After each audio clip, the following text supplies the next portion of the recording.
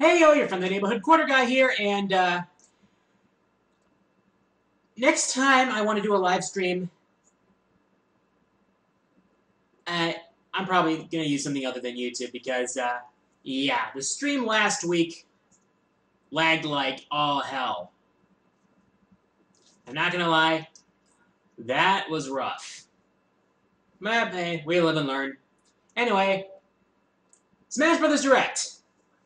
Quite a bit to cover here, so I'm going to touch on the important points.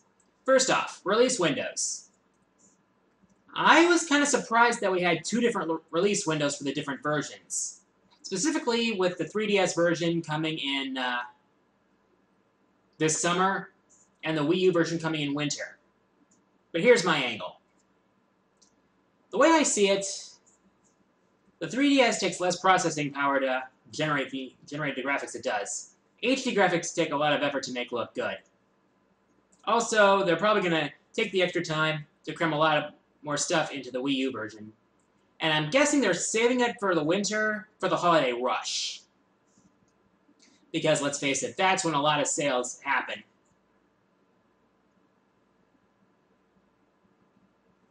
And that's why I think they're doing the Wii U version for winter.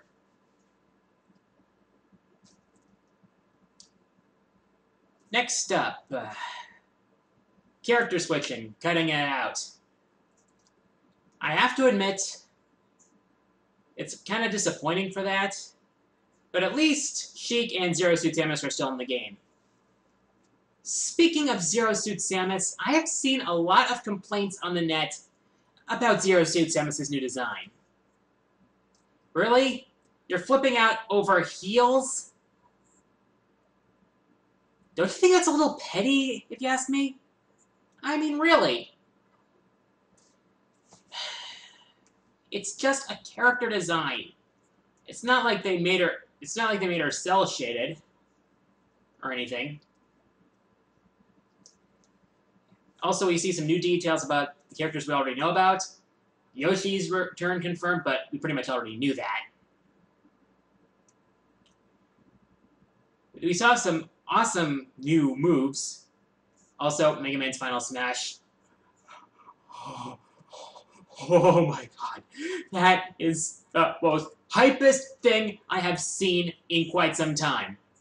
I mean, Mega Man, Mega Man X, Star Force Mega Man, Battle Network Mega Man, and Mega Man Walnut from Legends, all in one Final Smash, feels like a big middle finger to Capcom. It's fun. You know what's funny? In one clip, Nintendo seems to have shown more love to Mega Man than Capcom has done through the past 3 years combined. It's just so... yeah, it's so hype! Speaking of... well, I'll get to the new characters later, but I was pleasantly surprised to see the 3DS is going to have an exclusive mode. The Smash Run. For those of you who played Kirby's Air Ride, you know about City Trial, right? Yeah, that's basically the vibe I got with Smash Run, and Sakurai pretty much confirmed that that was what he was going for. It's like, everybody's in this one huge arena, everyone's scrambling to gather power-ups, and then when time runs out, we have an event that happens. That's going to be awesome. Especially considering there's going to be an online play for that one. Speaking of online, I like the concept of the 4 Fun and 4 Glory modes. Yeah, 4 Glory, otherwise known as for the memes. I mean, it's like, no items, final destination only, one-on-one matches are available, and wins and losses are recorded. Yeah, it was only a matter of time before someone made a picture of that mode with Fox only. Yeah. And, you know what? For the 4 Glory mode, they're doing something brilliant. Final destination variants for most of the stages in the game. Thank God it's not just the same stage every time. That would get bland. And finally, the new characters. I was hoping to see Shulk, but I was surprisingly okay with what they did. First off, I thought it was just going to be a reveal for, Charizard being his own character now that the Pokemon trainer is pretty much gone. And then we see this mysterious figure. At first I was thinking Mewtwo, even though the body shape looked off. I mean, be honest. How many of you are thinking Mewtwo? Don't lie. And for those of you who honestly weren't thinking Mewtwo, how many of you expected, of all Pokemon, Greninja? Freaking Greninja! Of all the Pokemon they could have chosen to represent Gen 6, they choose Greninja. Oh boy, that was such a surprise, and it's awesome.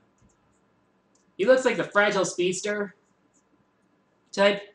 Of course, being a ninja, they rely on speed and techniques. He even knows Substitute! That's awesome! And when I saw his final smash, I immediately thought two things. Valkenheim's Astral Heat from Blaze Blue, and Strider here used Ragnarok Hyper Combo from Marvel vs. Capcom. But seriously, if Shulk gets announced between now and the release date, I'm doing a hype video. Even if I have to use my crappy old camera to do it, I'm making a hype video. Anyways, user questions. First question comes from the Celestic Warrior. Have you ever considered doing a Monster Hunter countdown? As a matter of fact, I have. Granted, the only Monster Hunter games I've played are Monster Hunter Tri and Monster Hunter 3 Ultimate.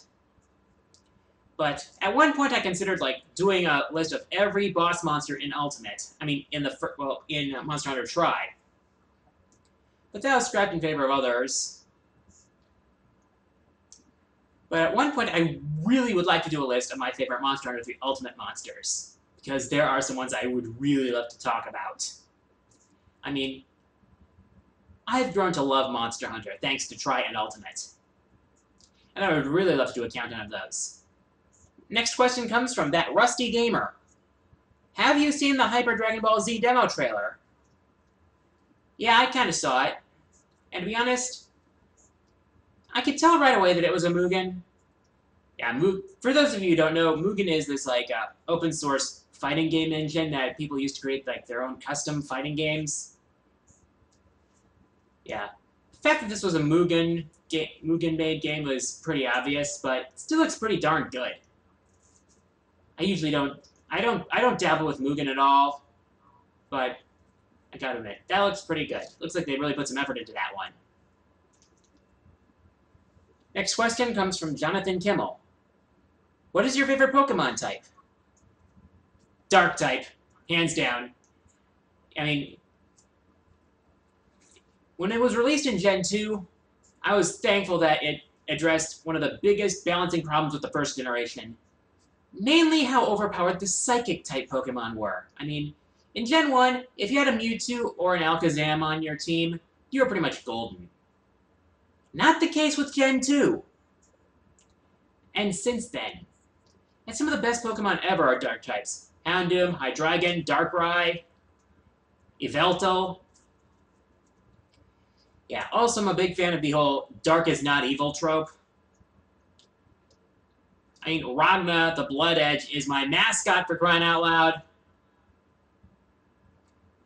But you'll see more of that when the time comes, I think.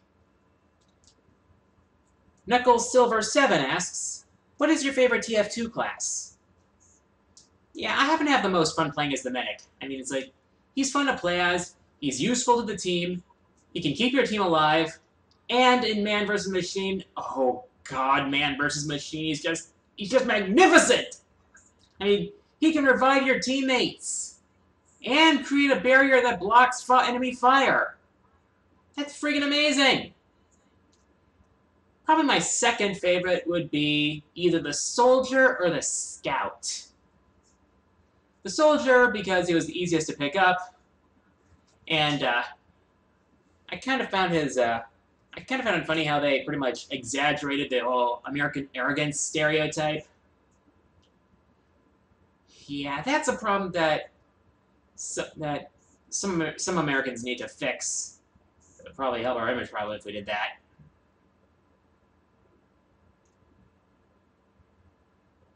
The Scout, I like how playfully annoying he is, both in his playstyle and his dialogue. I mean, his dialogue is so funny.